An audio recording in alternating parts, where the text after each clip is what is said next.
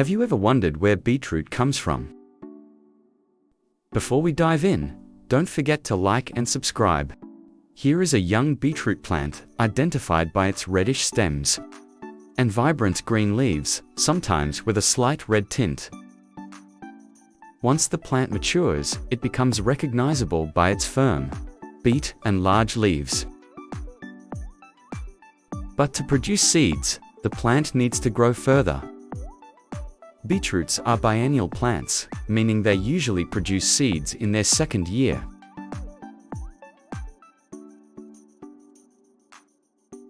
During this time, the plant grows seed stalks.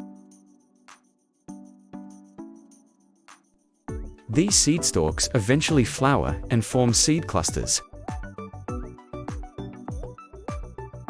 Outside, the seeds spread through the wind, animals, or rain.